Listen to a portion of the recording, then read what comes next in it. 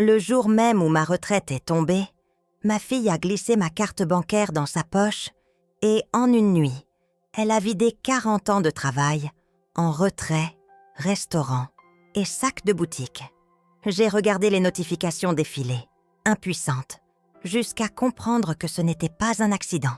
C'était devenu sa façon de vivre, et moi, sa source. Le lendemain, j'ai tout bloqué. J'ai appelé la banque, un avocat, et j'ai préparé des preuves.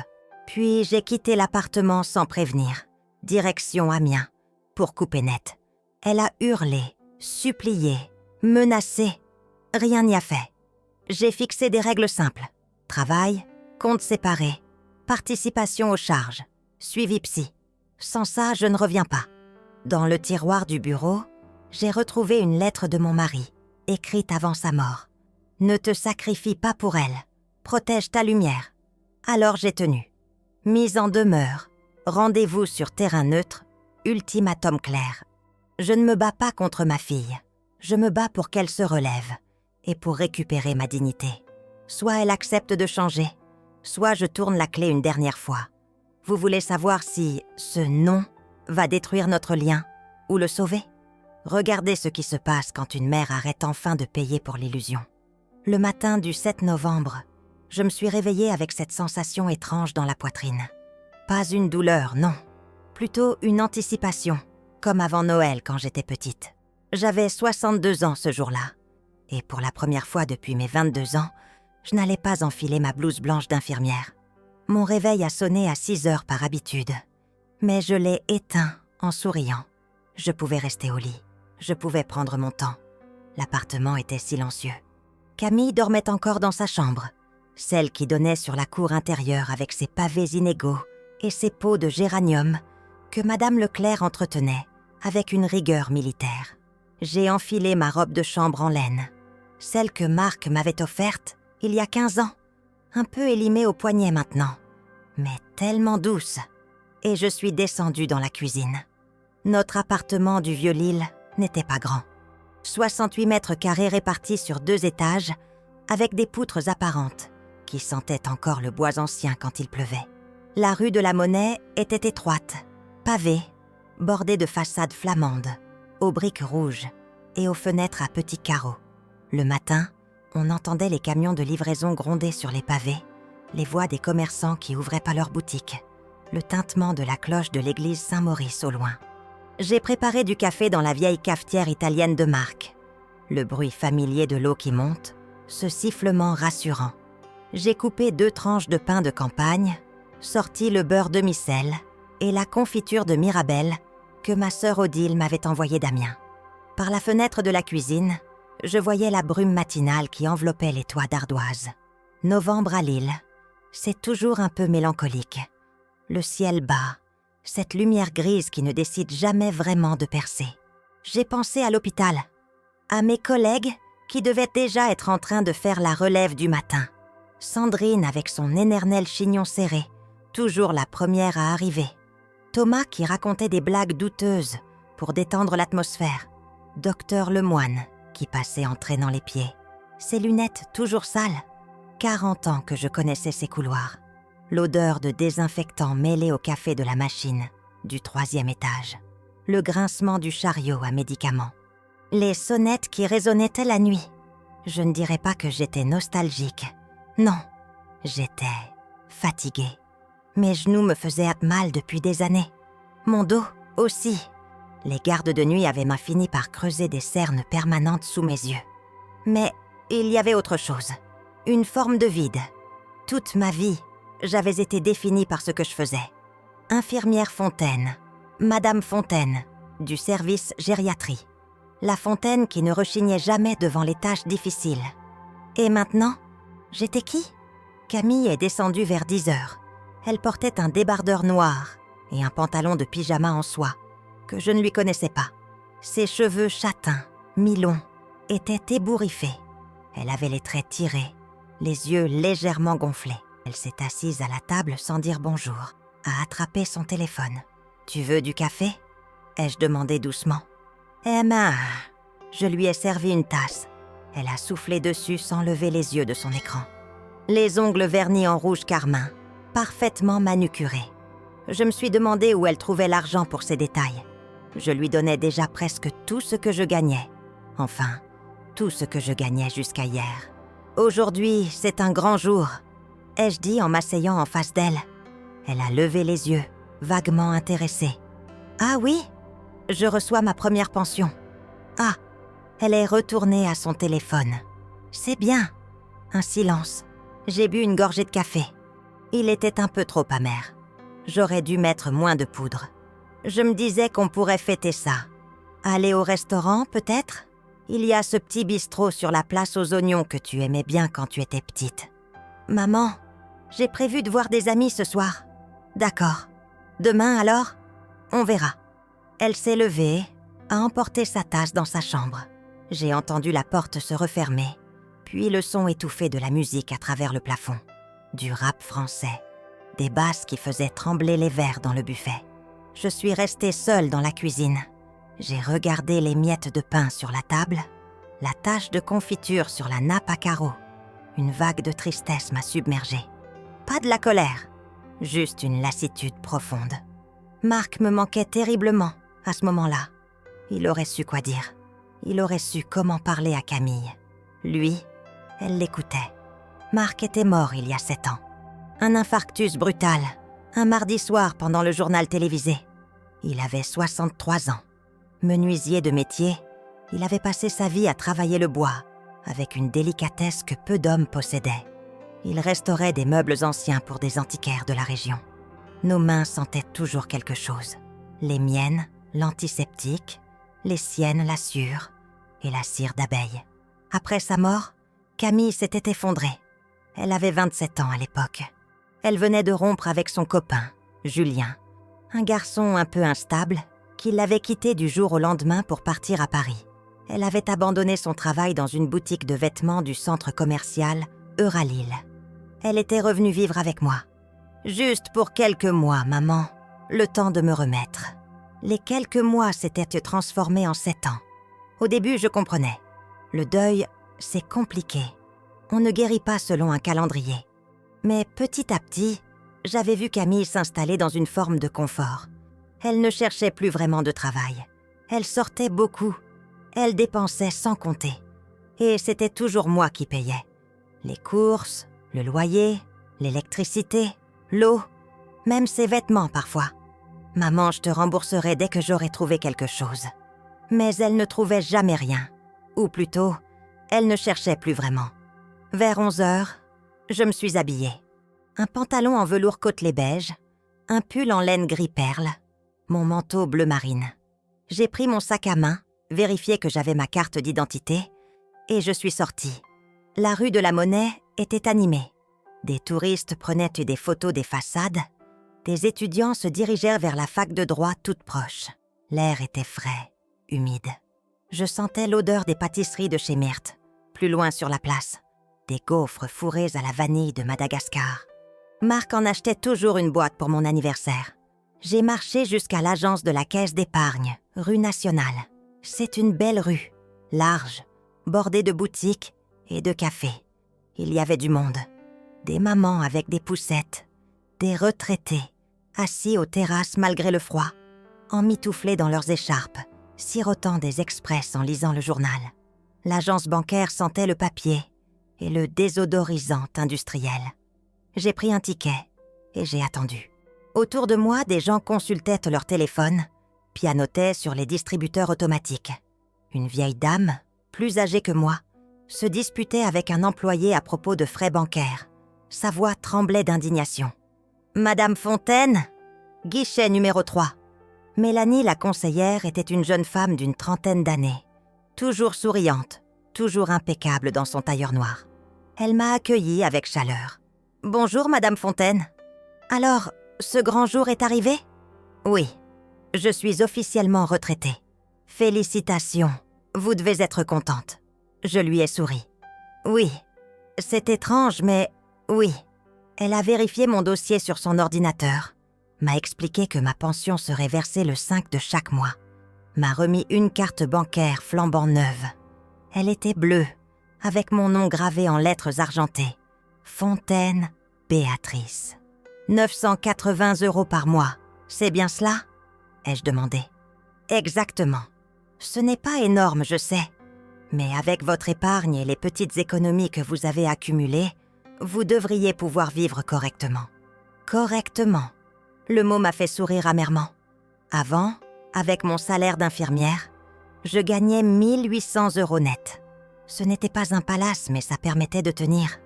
Maintenant, avec 980 €, je savais que ça allait être serré. Surtout si Camille continuait à ne rien contribuer. Merci, Mélanie. De rien. Et n'hésitez pas si vous avez des questions. En sortant de la banque, je tenais la carte dans ma main comme un trésor fragile. C'était ridicule, je le savais. Ce n'était qu'un bout de plastique. Mais pour moi, ça représentait 40 ans de travail.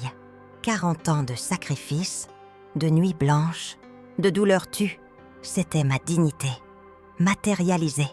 J'ai décidé de faire un détour par le marché de Oisem.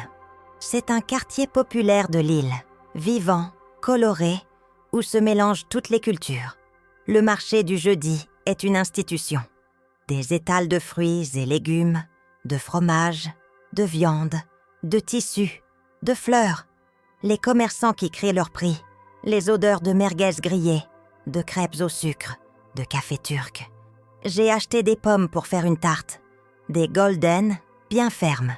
Chez le pâtissier, j'ai pris une tarte aux pommes déjà prête. C'était un peu une folie, 12 €. Mais je voulais marquer le coup. Fêter ça, même modestement. En rentrant, j'ai croisé Madame Delcourt, ma voisine du dessus. Une femme d'une 60aine d'années, veuve elle aussi, toujours vêtue de noir, avec un fichu sur la tête. « Bonjour, Madame Fontaine. »« Bonjour, Madame Delcourt. »« Alors, cette retraite ? Ça y est, c'est officiel. Vous devez être soulagée. Vous avez tellement donné à l'hôpital. C'est gentil. Et Camille, elle va bien ? » Une question innocente, mais qui me piquait toujours au vif. Tout le monde dans l'immeuble savait que Camille ne faisait rien, qu'elle vivait à mes crochets. Les voisins ne disaient rien, par politesse, par respect pour moi. Mais je voyais bien leur regard. « Elle va bien, merci. Dites-lui bonjour de ma part. Je n'y manquerai pas. » En montant les escaliers, j'ai senti mes genoux protester. J'ai dû m'arrêter au 2e palier pour reprendre mon souffle. Je ne rajeunissais pas. C'était une évidence douloureuse. Camille était encore dans sa chambre. J'ai posé la tarte sur la table de la cuisine, rangé les courses. Puis je me suis assise. J'ai regardé la carte bancaire. J'ai pensé à tout ce que je pourrais faire avec cet argent. Pas grand-chose, en réalité. Mais au moins, c'était à moi. Je l'avais gagné. Vers 17 h, Camille est redescendue. Elle s'était douchée, maquillée, habillée. Un jean slim noir, un pull en cachemire crème, des bottines à talons. Elle était belle, je ne pouvais pas le nier. Elle avait les yeux noisettes de Marc, ses pommettes hautes. Mais il y avait quelque chose de dur dans son expression. Quelque chose qui s'était installé avec les années. « Tu sors ?» ai-je demandé. « Oui, je vais retrouver Anaïs et Lucas au centre-ville. »« D'accord. Tu rentres tard ?»« Je sais pas. » Elle a attrapé son sac, a vérifié son téléphone. Puis elle s'est tournée vers moi. Son regard est tombé sur la carte bancaire que j'avais laissée sur la table. « C'est ça ta pension ?» Mon cœur s'est accéléré. Quelque chose dans son ton me mettait mal à l'aise. Oui, elle s'est approchée, a pris la carte, l'a regardée.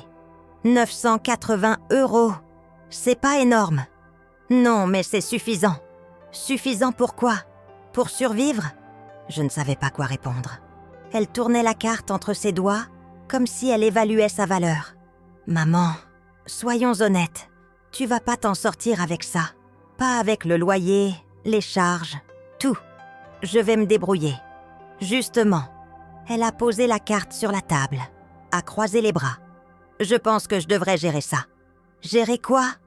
Ton argent, tes comptes. Tu vieillis, maman. Tu vas faire des erreurs. Oublier de payer des trucs. Te faire arnaquer sur Internet.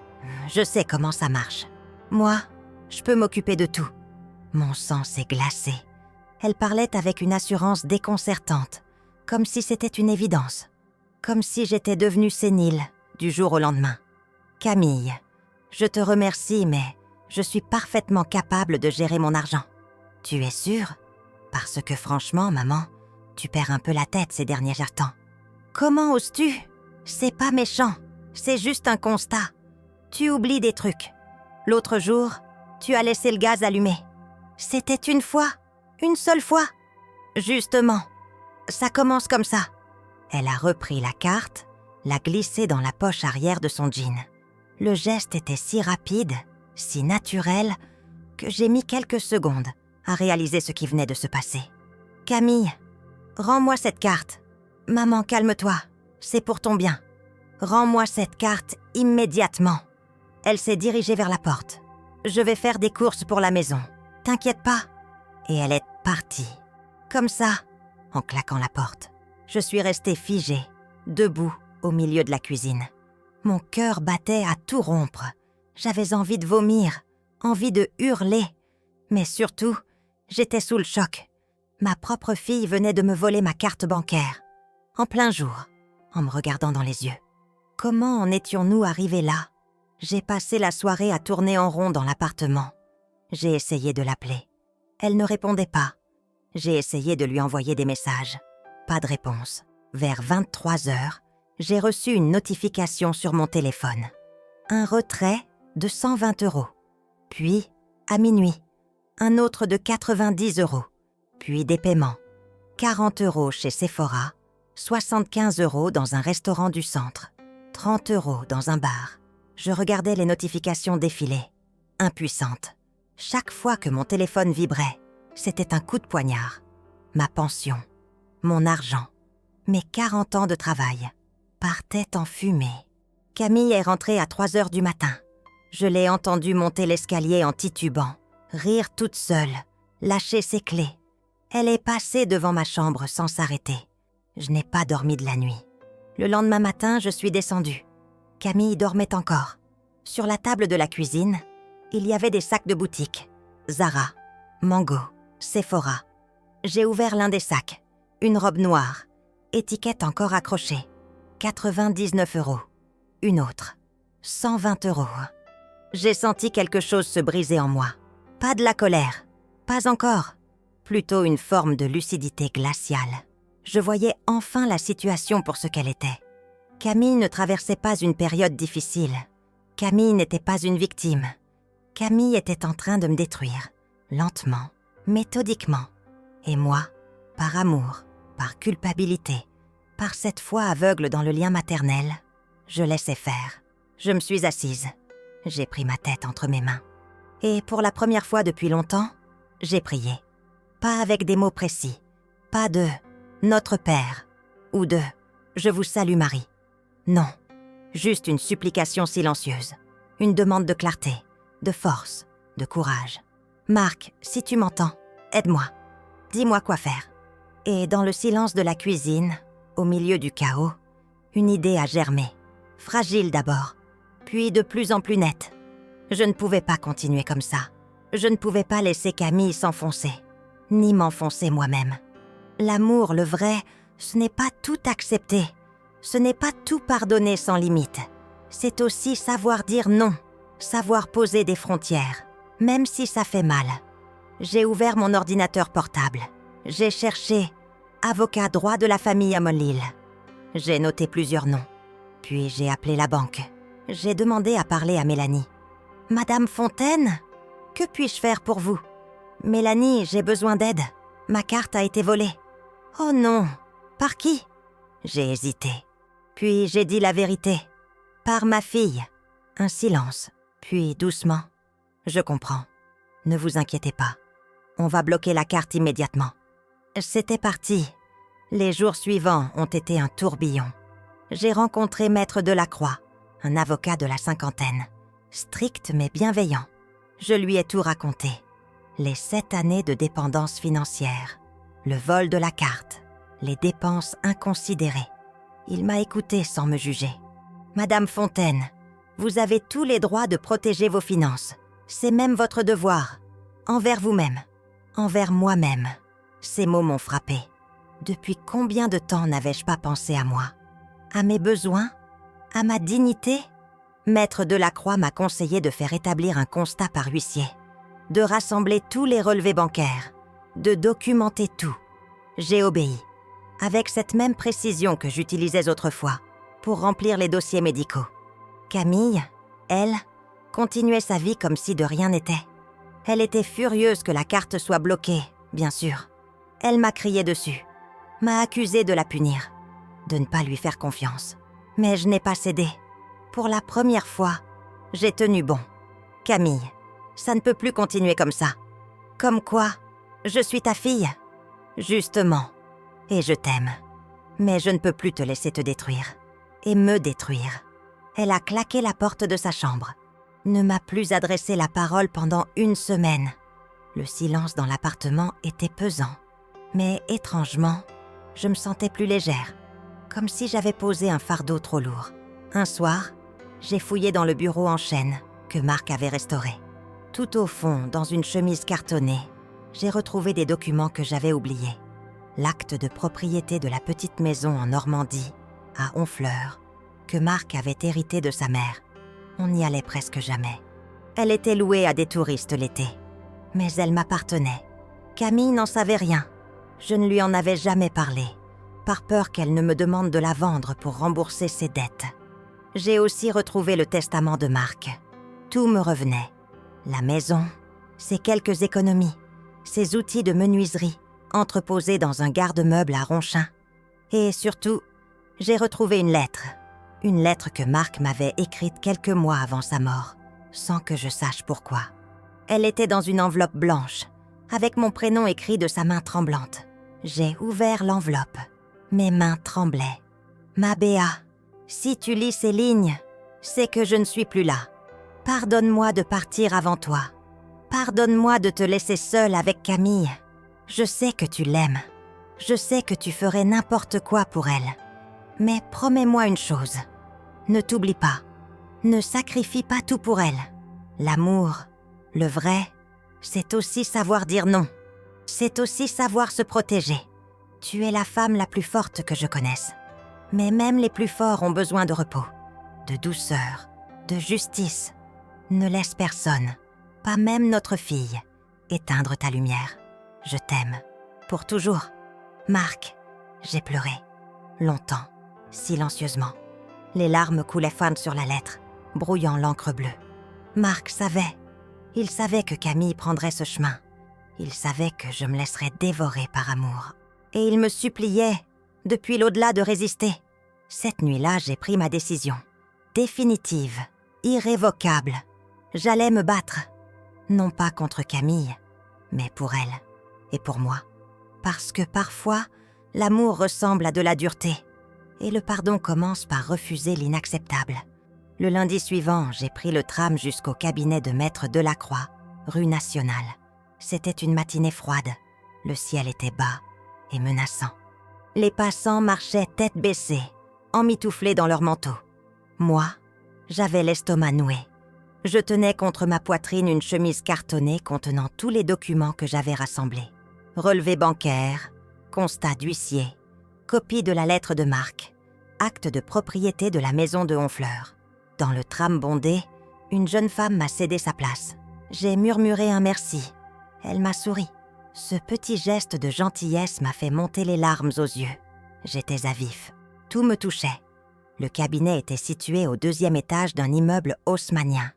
Une plaque en cuivre brillant. Maître François Delacroix, avocat. J'ai sonné. Une secrétaire m'a ouvert.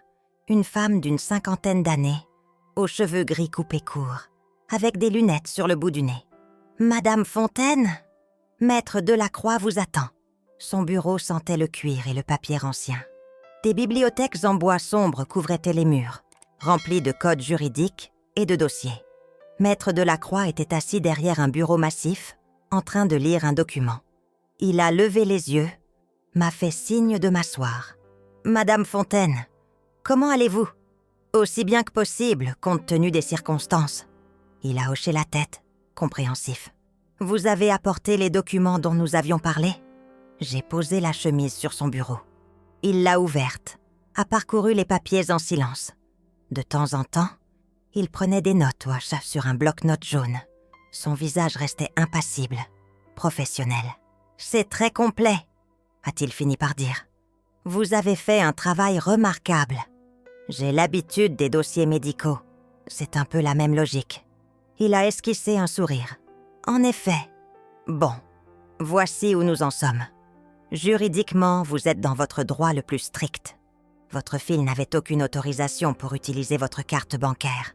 C'est un vol, techniquement. Le mot m'a fait tressaillir. Vol. Ma propre fille. Voleuse. Je ne veux pas porter plainte contre elle, ai-je dit rapidement. Ce n'est pas mon objectif. Je comprends. Et ce n'est pas ce que je vous conseille non plus. En revanche, nous devons protéger vos finances. J'ai préparé un courrier de mise en demeure que nous allons lui envoyer. Nous exigeons la restitution immédiate de la carte et nous l'informons que toute nouvelle tentative d'accès à vos comptes sera considérée comme une infraction pénale. J'ai dégluti. Elle va être furieuse. Probablement. Mais c'est nécessaire. Il a marqué une pause, puis a ajouté « J'ai aussi une autre recommandation. Vous devriez envisager de prendre de la distance, physiquement, pour quelque temps. Vous voulez dire quitter mon appartement? Pas définitivement, mais peut-être quelques semaines, le temps que les choses se calment. Vous avez de la famille? Des amis chez qui aller? J'ai pensé à Odile, ma sœur aînée. Elle vivait à Amiens, seule elle aussi depuis la mort de son mari. On s'appelait régulièrement, mais on se voyait peu. Elle m'avait toujours dit que sa porte m'était ouverte. Ma sœur, à Amiens. Parfait. Je pense que ce serait sage. Cela vous donnera aussi le recul nécessaire pour réfléchir à la suite. La suite. Qu'est-ce que ça voulait dire? La suite. Vivre sans Camille? Ne plus la voir? L'idée me terrifiait. Mais en même temps, une petite voix en moi murmurait que j'en avais besoin, que j'étouffais. Je vais y réfléchir. Bien. En attendant, je vais faire partir cette mise en demeure aujourd'hui même. Elle la recevra d'ici 2 jours.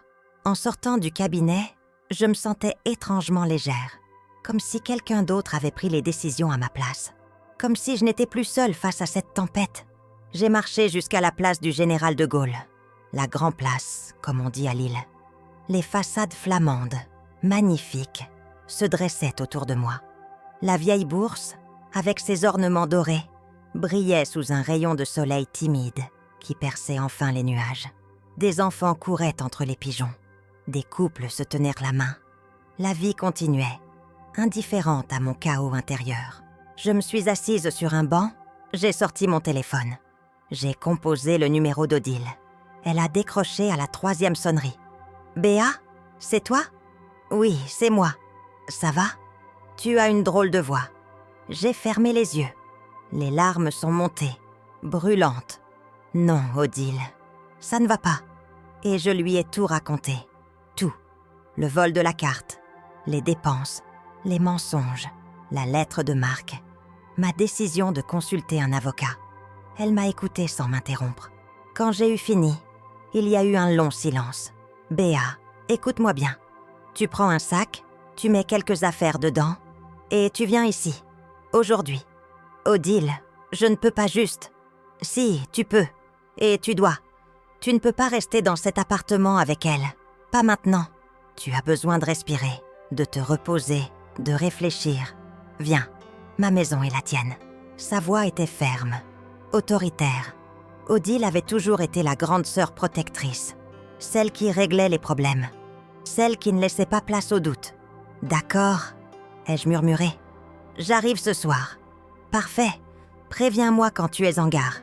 Je viendrai te chercher. » En rentrant à l'appartement, mon cœur battait à tout rompre. Camille était dans le salon, affalée sur le canapé, en train de regarder une série sur son ordinateur. Elle ne m'a même pas regardée quand je suis entrée. Je suis montée dans ma chambre. J'ai sorti une valise du placard. J'ai commencé à y mettre des vêtements, des sous-vêtements, ma trousse de toilette, le cadre photo avec Marc et moi le jour de notre mariage, la lettre de Marc, soigneusement pliée dans une enveloppe. « Qu'est-ce que tu fais ?» Je me suis retournée.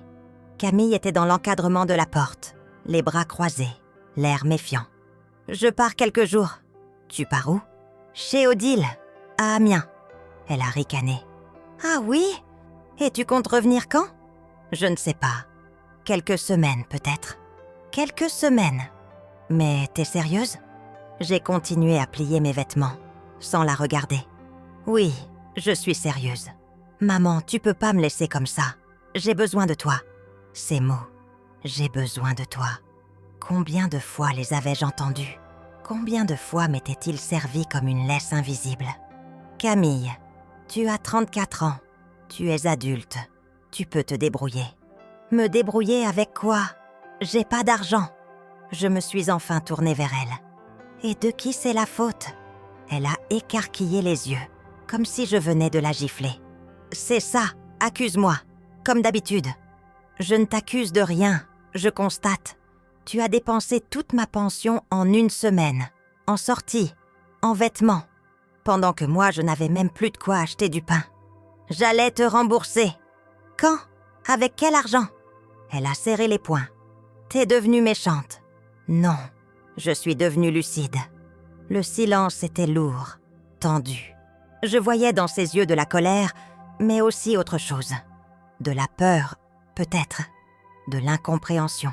« Tu m'abandonnes », a-t-elle fini par dire d'une voix blanche. Ces mots m'ont transpercée. « Je ne t'abandonne pas. Je prends soin de moi. C'est différent.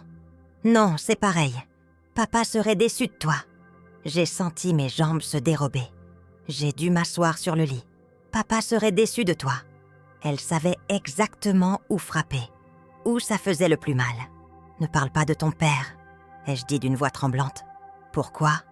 Parce que tu sais que j'ai raison. Papa, lui, il m'aimait vraiment. Il ne m'aurait jamais laissé tomber. Les larmes ont jailli. Je ne pouvais plus les retenir. Ton père t'aimait, oui. Mais il ne t'aurait jamais laissé te détruire non plus. Il m'a écrit une lettre avant de mourir. Il me suppliait de ne pas tout sacrifier pour toi, de ne pas m'oublier. Elle a reculé d'un pas. Tu mens. Non. J'ai sorti la lettre de mon sac, la lui ai tendue. Lis. Elle a hésité puis a pris la lettre. Ses yeux ont parcouru les lignes. J'ai vu son visage changer, se décomposer. Elle a froissé la lettre dans son poing. C'est des conneries. Camille. Non, c'est des conneries. Papa ne pensait pas ça. Elle a jeté la lettre par terre et sortit en claquant la porte. J'ai entendu ses pas dévaler l'escalier, puis la porte d'entrée claquer à son tour. Je suis restée seule, assise sur mon lit, tremblante. J'ai ramassé la lettre froissée, les lissé doucement. Les mots de Marc étaient encore là, intacts malgré la colère de Camille. J'ai fini de faire ma valise. J'ai laissé un mot sur la table de la cuisine. « Camille, je t'aime. Mais je ne peux plus continuer comme ça. Je serai chez Odile si tu as besoin de me parler. Maman. » Puis je suis partie.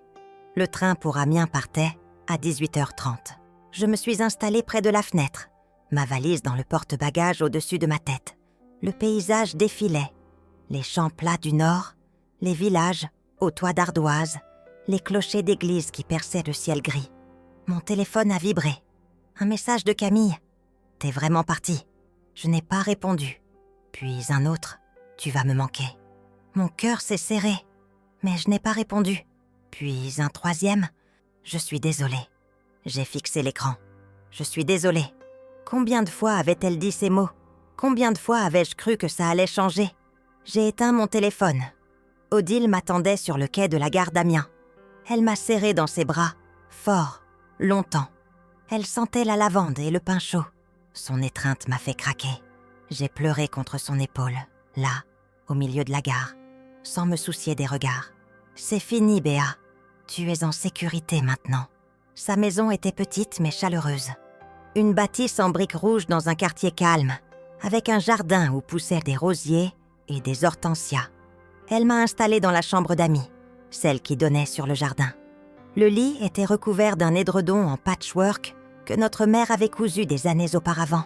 « Repose-toi.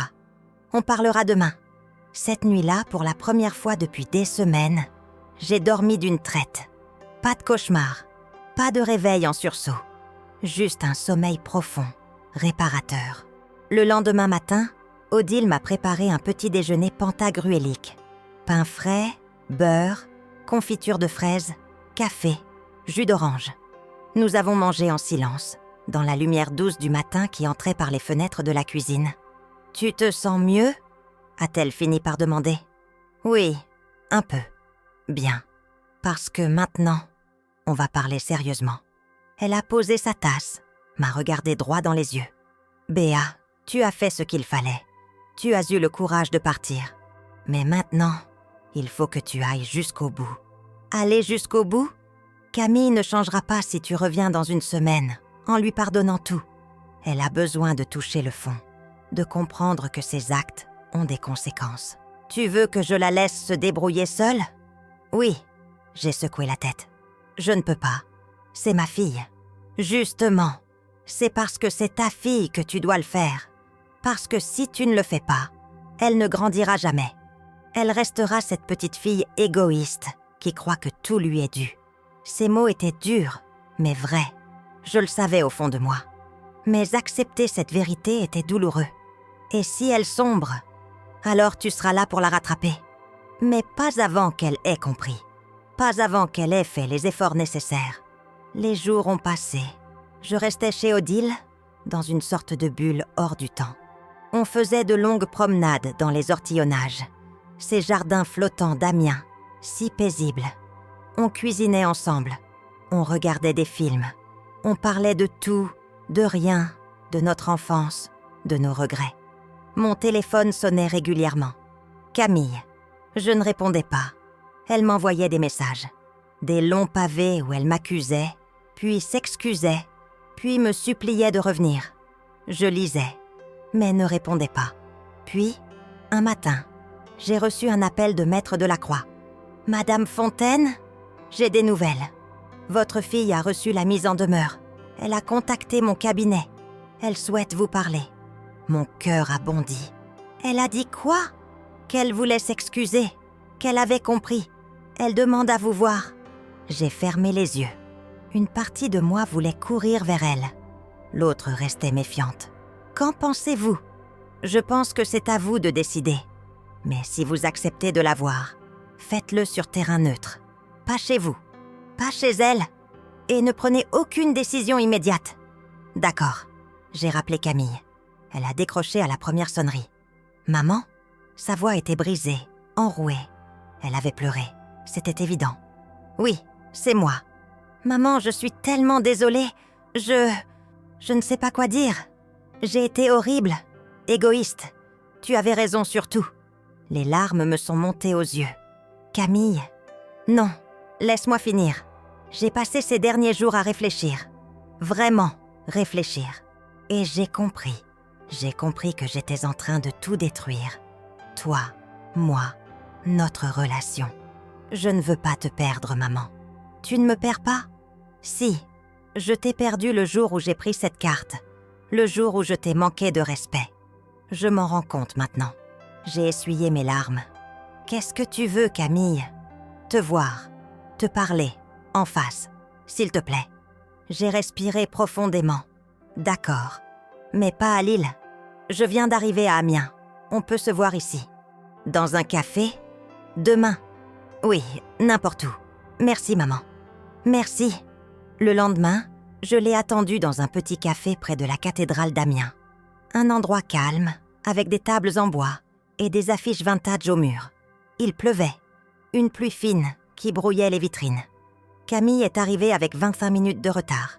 Elle portait un jean délavé, un pull informe, pas de maquillage. Ses cheveux étaient tirés en arrière. Elle avait les yeux rouges, cernés. Elle semblait avoir maigri. Elle s'est assise en face de moi. On s'est regardé en silence. « Maman, Attends. » J'ai levé la main. « Laisse-moi parler d'abord. » Elle a hoché la tête. « Camille, je t'aime. Je t'aimerai toujours. Tu es ma fille. Mais je ne peux plus accepter ce qui s'est passé. Tu m'as blessée, profondément. Et tu t'es blessée toi-même. Je sais. Alors il faut que ça change. Vraiment. Pas juste des excuses. Des actes. Je suis prête. Dis-moi ce que je dois faire. » J'ai sorti une feuille de papier de mon sac. J'avais écrit une liste. Avec Odile, on l'avait préparée ensemble. Voilà mes conditions. 1. Tu cherches un travail, n'importe lequel. peu importe le salaire, mais tu travailles. 2. Tu ouvres ton propre compte bancaire et tu ne touches plus jamais au mien. 3. Tu paies une partie des charges de l'appartement. Pas tout, juste ta part. 4. Tu consultes un psychologue, parce que je pense que tu en as besoin. Elle a lu la liste, les larmes aux yeux. D'accord. D'accord? Oui, je ferai tout ça, je te le promets. Et si tu ne tiens pas tes promesses, Camille, je ne reviendrai pas. C'est fini. Elle a pleuré, vraiment pleuré. Pas des larmes de manipulation, des larmes de honte, de regret. Je comprends. Je te jure que je vais changer. On est resté là, dans ce café, pendant 2 heures, à parler, vraiment parler, pour la première fois depuis des années. Elle m'a raconté sa douleur après la mort de Marc, sa peur de l'avenir, son sentiment d'échec, sa jalousie envers mes collègues de l'hôpital qui, selon elle, comptaient mater plus pour moi qu'elle. J'ai écouté, sans juger, sans l'interrompre. Et à la fin, je lui ai dit « Il n'est jamais trop tard pour recommencer ». Elle est repartie vers Lille. Moi, je suis restée chez Odile encore 2 semaines, le temps que les choses se décantent, le temps de guérir un peu. Et pendant ces 2 semaines, quelque chose en moi s'est réparé, lentement, doucement, comme une fracture qui se ressoude. J'ai compris que parfois, l'amour le plus grand, c'est de savoir lâcher prise, de laisser l'autre tomber pour qu'il apprenne à se relever. Marc avait raison. Il avait toujours raison. Je suis rentrée à Lille 3 semaines après mon départ. C'était un mardi matin, fin décembre. Le froid s'était installé pour de bon. Les rues du vieux Lille étaient recouvertes d'une fine pellicule de givre. Les décorations de Noël brillaient encore aux fenêtres. Guirlandes dorées et étoiles argentées qui donnaient à la ville un air de conte de fées, un peu fatigué. Odile m'avait accompagnée jusqu'à la gare. Elle m'avait serré longuement dans ses bras avant que je monte dans le train. « Tu es prête ?» m'avait-elle demandé. « Je crois. Si ça ne va pas, tu reviens. Promis ? Promis. » Dans le train, j'ai regardé défiler le paysage familier. Les champs, les villages, les clochers. Mon cœur battait vite. J'avais peur. Peur que rien n'ait changé. Peur de retrouver la même Camille, la même situation, le même cycle infernal. Mais j'avais aussi de l'espoir. Un espoir fragile, ténu, mais bien réel. Quand je suis arrivée rue de la Monnaie, l'appartement était silencieux. J'ai ouvert la porte avec ma clé. L'odeur familière m'a enveloppée. Café, lavande, ce parfum indéfinissable qui est celui de chez soi. J'ai posé ma valise dans l'entrée. Camille ? Pas de réponse. J'ai monté les escaliers, le cœur battant. Sa chambre était ouverte, vide. Le lit était fait. Pas de vêtements éparpillés. Pas de maquillage sur la commode. Juste une petite note posée sur l'oreiller. « Maman, je suis au travail. Je rentre vers 18h. Il y a du café frais dans la cuisine. Je t'aime. Camille. » J'ai relu la note 3 fois. « Je suis au travail. » Ces mots me paraissaient irréels. Je me suis assise sur le lit, la note entre les mains, et j'ai pleuré. Pas de tristesse, de soulagement. La cuisine était impeccable, la vaisselle rangée, le plan de travail propre, les torchons pliés. Sur la table, il y avait effectivement une cafetière encore tiède, et à côté, un petit bouquet de fleurs, des tulipes blanches, mes préférées. J'ai versé du café dans une tasse, me suis assise. Par la fenêtre, je voyais la cour intérieure, les pavés brillants de gel, les pots de Madame Leclerc, où ne poussait plus rien en cette saison. Tout était calme, paisible, comme si le temps s'était suspendu. J'ai passé l'après-midi à défaire ma valise, à ranger mes affaires, à me réapproprier l'espace. À un moment, j'ai ouvert le tiroir du bureau en chêne, celui où j'avais trouvé la lettre de Marc. Elle était toujours là, lissée, soigneusement pliée. Je l'ai relue une énième fois. Ces mots résonnaient différemment maintenant. Ils n'étaient plus un reproche, mais une bénédiction. Une permission de prendre soin de moi. À 18h pile, j'ai entendu la clé dans la serrure. Mon cœur a bondi. J'étais dans le salon, assise sur le canapé, un livre entre les mains que je ne lisais pas vraiment. Camille est entrée. Elle portait un long manteau beige, une écharpe rouge, un bonnet de laine noire. Ses joues étaient rougies par le froid. Quand elle m'a vue, elle s'est figée. « Maman. »« Bonjour ma chérie. » On s'est regardé. Le silence était lourd, chargé de tout ce qu'on avait vécu.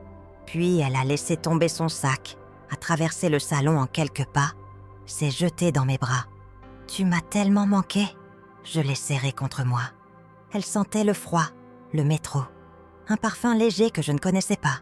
Toi aussi, tu m'as manqué. On est resté comme ça un long moment, juste à s'étreindre, sans parler. Les mots n'étaient pas nécessaires. Puis elle s'est reculée, a essuyé ses yeux. « Viens, je vais te montrer quelque chose. » Elle m'a emmenée dans sa chambre. Sur son bureau, il y avait une pile de fiches de paie. Je les ai prises, incrédule. « Tu travailles vraiment ?» « Oui. » Elle a souri, un peu gênée. « Chez Madame Rousseau. Tu te souviens ? L'atelier de couture à Oisem. Elle m'a embauchée comme couturière. C'est un CDD pour le moment, 3 mois. Mais elle a dit que si ça se passait bien, elle me garderait. J'ai regardé les fiches. Salaire net, 1230 €. Ce n'était pas énorme, mais c'était honnête. C'était à elle. « Camille, je suis tellement fière de toi. » Elle a rougi. « J'aurais dû faire ça il y a longtemps. J'ai perdu tellement de temps. L'important, c'est maintenant. » Elle m'a aussi montré son nouveau compte bancaire. Une carte à son nom, avec son propre RIB. Elle avait déjà mis de côté 200 € pour les charges de l'appartement. « Je te les donnerai à la fin du mois. » Et je commence à voir une psychologue. Elle s'appelle Docteur Marchand. Je la vois tous les jeudis. J'étais sans voix. Tout ce que je lui avais demandé, elle le faisait. Vraiment. « Comment tu te sens ?» Elle a haussé les épaules. « Fatiguée. Le travail, c'est dur. Je rentre crevée tous les soirs. Mais je me sens bien. Utile.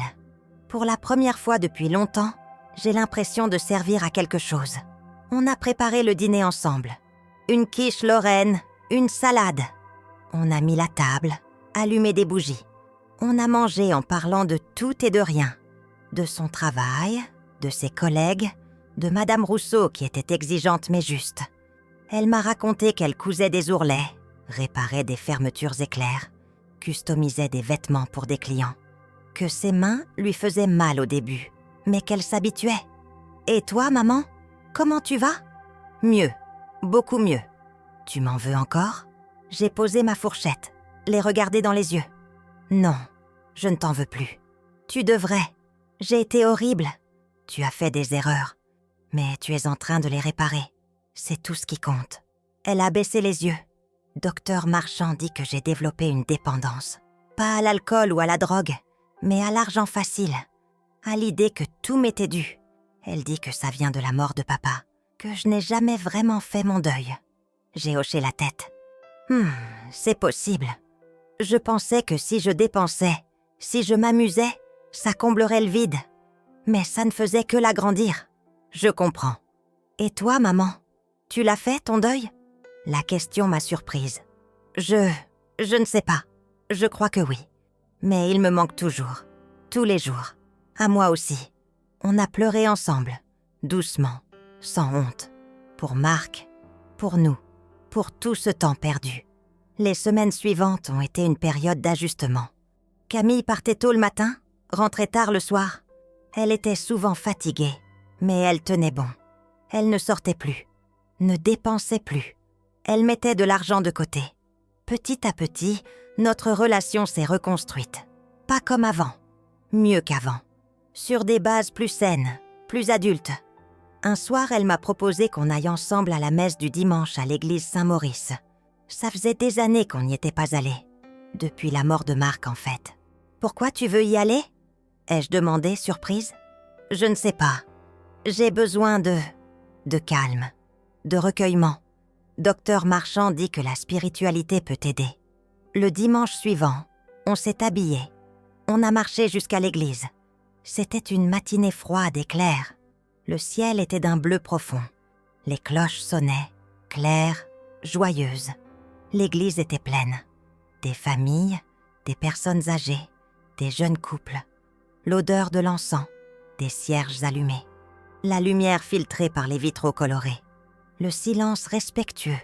Tout ça m'a submergée d'émotions. Je ne m'étais pas rendu compte à quel point ça m'avait manqué. On s'est assis au fond, sur un banc en bois usé.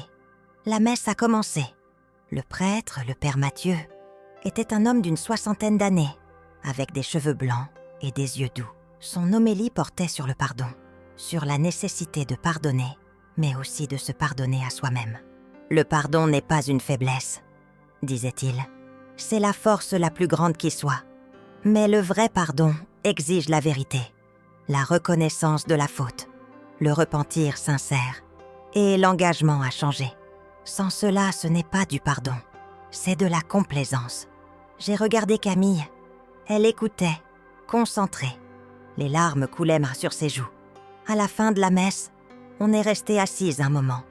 Les fidèles sortaient autour de nous, échangèrent des politesses, des sourires. Nous, on restait immobiles. « Maman, je veux qu'on aille voir papa. » J'ai tourné la tête vers elle. « Au cimetière ? » « Oui. » On a pris le tram jusqu'au cimetière de l'Est, à Fives. C'était un grand cimetière, calme, bordé d'arbres dénudés par l'hiver. La tombe de Marc était dans une allée paisible. Une simple pierre tombale en granit gris, avec son nom, ses dates, et une phrase que j'avais choisie. « Ton amour nous guide encore. » On s'est agenouillés devant la tombe. Camille a posé sa main sur la pierre froide. « Papa, pardon. Pardon pour tout. Pour ne pas avoir été à la hauteur. Pour avoir déçu maman. Pour avoir gâché tant de temps. Je te promets que je vais changer. Que je vais devenir quelqu'un dont tu serais fière. » Elle sanglotait. Je l'ai prise dans mes bras, l'ai serrée fort. « Il est fier de toi, Camille. J'en suis sûre. Tu crois ? Oui, parce que tu es en train de te battre. Et ça, c'est ce qui compte le plus. » On est resté là longtemps. Le vent soufflait doucement entre les tombes. Un merle chantait dans un arbre proche. Le soleil, pâle, perçait entre les nuages. En repartant, Camille m'a pris le bras. On marchait lentement, en silence. Puis, elle a dit « Merci. » De quoi ? De ne pas avoir abandonné. Même quand j'étais insupportable. Même quand je ne le méritais pas. Tu es ma fille. Je ne t'abandonnerai jamais. Mais tu aurais pu. Non, je ne pouvais pas. Mais j'ai dû apprendre à t'aimer différemment. À t'aimer sans te détruire et sans me détruire. Elle a hoché la tête. Odile t'a aidé, non ? Oui, beaucoup. Il faudra qu'on aille la voir. Toutes les deux. Pour la remercier. Bonne idée. Janvier est arrivé. Puis, février. Camille a été embauchée en CDI chez Madame Rousseau. Elle a commencé à payer la moitié des charges. Petit à petit, elle a meublé sa chambre avec des affaires qu'elle achetait elle-même. Un nouveau bureau, une lampe de chevet, des cadres pour ses photos. Moi, j'ai repris une vie plus normale. Je voyais mes anciennes collègues de l'hôpital pour des cafés. Je m'étais inscrite à un club de lecture à la médiathèque Jean Lévy. Je marchais beaucoup. Je redécouvrais l'île, ses ruelles, ses places, ses marchés. Je redécouvrais aussi le plaisir de la solitude, de ne rien faire, de lire tranquillement dans le salon, une tasse de thé à la main, sans culpabilité. Un jour de mars, Camille est rentrée avec une grande nouvelle. « Maman, j'ai trouvé un appartement. » Mon cœur s'est serré. « Un appartement ? » Oui, un studio dans le quartier de Moulins. Rien de fou, 28 mètres carrés, mais c'est à moi. Enfin, je vais le louer. 450 € par mois, charges comprises. J'ai essayé de sourire. C'est une bonne nouvelle. Tu n'es pas contente ? Si, bien sûr que si. C'est juste que tu vas me manquer. Elle s'est assise à côté de moi, m'a pris la main. Toi aussi, tu vas me manquer. Mais c'est nécessaire, je crois. J'ai besoin d'apprendre à vivre seule, à être autonome. Pour de vrai. Je sais, tu as raison. Et puis, je serai à 20 minutes en tram. On se verra tout le temps. Promis ? Promis. Le déménagement a eu lieu fin mars. On a transporté ses affaires ensemble, avec l'aide d'Odile qui était venue de Amiens pour l'occasion. Le studio était petit, mais lumineux. Une grande fenêtre donnait sur une cour intérieure où poussait un marronnier. On a passé la journée à installer les meubles, accrocher des cadres, ranger la cuisine. Le soir, on a commandé des pizzas. On s'est assise par terre, dans le salon vide, à manger et à rire. Camille rayonnait. Elle avait les joues rouges, les cheveux en bataille, mais elle était heureuse, vraiment heureuse. « C'est chez moi », murmurait-elle, émerveillée. « C'est vraiment chez moi. » Quand je suis rentrée rue de la Monnaie ce soir-là, l'appartement était étrangement silencieux, vide. J'ai monté dans la chambre de Camille. Le lit était nu, les murs dépouillés. Seul restait le parfum léger de son parfum. Je me suis assise sur le lit. J'ai pleuré. Mais ce n'était pas de la tristesse, c'était du soulagement, de la fierté, de la gratitude. Ma fille avait grandi. Enfin, les mois ont passé. L'été est arrivé. Camille et moi nous voyons régulièrement. Parfois, elle venait dîner à la maison. Parfois, c'est moi qui allais chez elle. Elle s'était fait des amis dans son immeuble. Elle sortait un peu, mais raisonnablement. Elle économisait pour s'acheter une voiture d'occasion. Un soir de juillet, elle m'a appelée. « Maman, tu fais quoi demain ? » « Rien de spécial, pourquoi ? » « J'ai une surprise. Rejoins-moi à la gare à 9h. On part en voyage. »« En voyage ? Où ça ? » « C'est une surprise. » Le lendemain, je l'ai retrouvée à la gare de l'île Flandre. Elle portait un sac à dos, des lunettes de soleil, un grand sourire. « Alors, on va où ?» ai-je demandé, intriguée. Elle m'a tendu un billet de train. « Honfleur !» Mon cœur a manqué un battement. « Honfleur ?» Oui, tu m'as parlé de la maison de papa, celle dont j'ignorais l'existence. Je me suis dit qu'il était temps qu'on y aille ensemble. J'ai eu les larmes aux yeux. Camille, j'ai contacté les locataires. Ils partent la semaine prochaine. J'ai pensé qu'on pourrait passer le week-end là-bas. Juste toi et moi, comme avant. On a pris le train, puis un bus, puis un taxi. La maison était petite, en pierre grise, avec des volets bleus et un jardin sauvage qui donnait sur le port de Honfleur. Marc y venait enfant avec sa mère. Il m'y avait emmené une fois, juste après notre mariage. C'était un endroit magique. On a ouvert les volets, aéré les pièces. L'intérieur sentait le renfermé, mais on devinait le charme des lieux. Des poutres apparentes, une cheminée en pierre, des meubles anciens. « C'est magnifique !» a murmuré Camille. « Oui, on a passé le week-end à nettoyer, à ranger, à redécouvrir la maison. On a marché sur les quais de Honfleur, mangé des huîtres au bord de l'eau, regardé les bateaux se balancer doucement. On a parlé de Marc, de nos souvenirs, de l'avenir. Le dimanche soir, on était assises sur la petite terrasse, enveloppées dans des plaids, à regarder le soleil se coucher sur le port. Le ciel était rose et orange, magnifique. « Maman, je veux te dire quelque chose. »« Oui ? Merci. Merci d'avoir tenu bon. Merci de ne pas avoir cédé.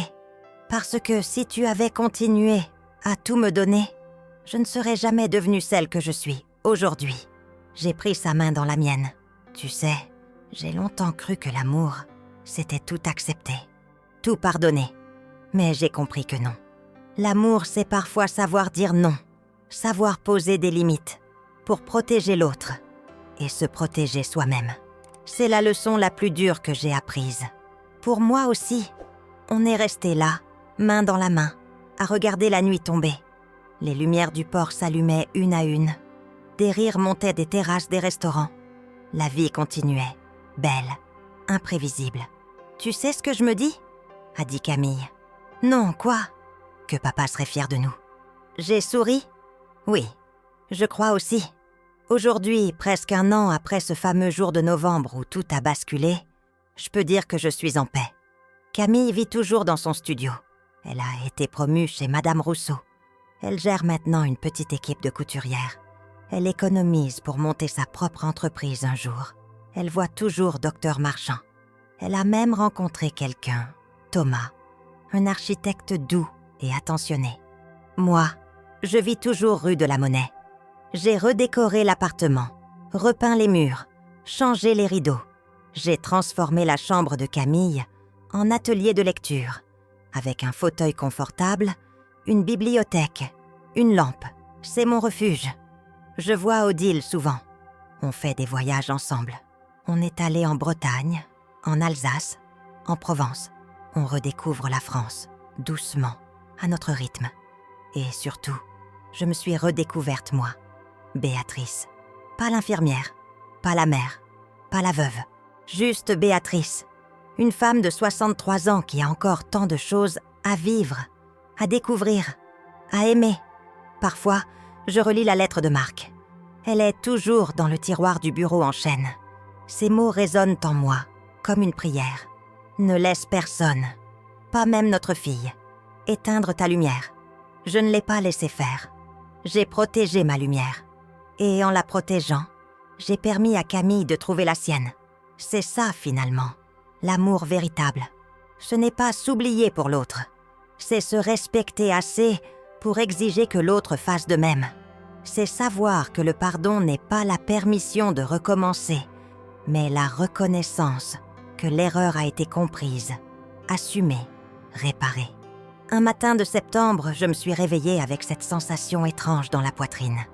La même que le 7 novembre de l'année dernière.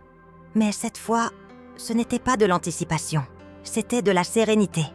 J'ai préparé mon café, j'ai coupé mon pain, j'ai ouvert la fenêtre.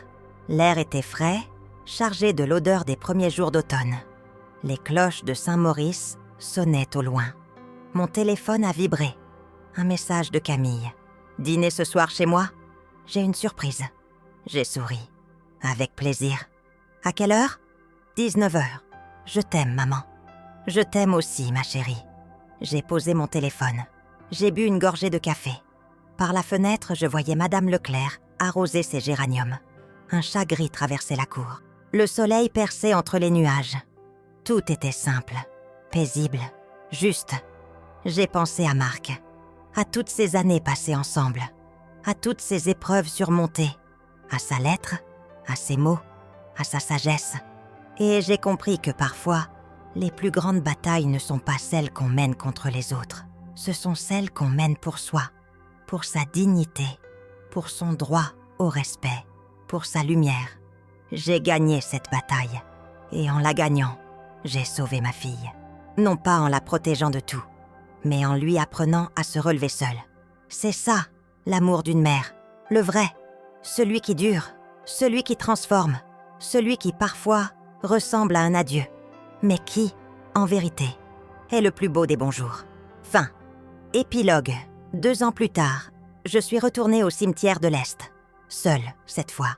C'était un matin de printemps, doux et lumineux. Les arbres étaient en fleurs, les oiseaux chantaient. Je me suis agenouillée devant la tombe de Marc. J'ai posé une rose blanche sur la pierre. « Marc, j'ai fait ce que tu m'as demandé. J'ai protégé ma lumière. Et Camille va bien. Elle est heureuse. Elle est forte. Tu serais fière d'elle. Fière de nous. » Le vent a soufflé doucement, caressant mes cheveux. J'ai fermé les yeux. Et pendant un instant, j'ai senti sa présence.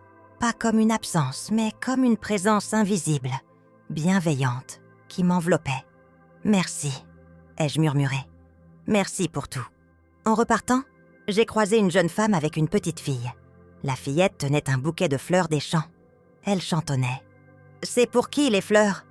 ai-je demandé en souriant. « Pour papy », a répondu la petite fille. « Maman dit qu'il veille sur nous depuis le ciel. »« C'est vrai », ai-je dit. « Les gens qu'on aime ne nous quittent jamais vraiment. » La jeune femme m'a souri. J'ai continué ma route. Dehors, la vie continuait. Bruyante, imprévisible, belle.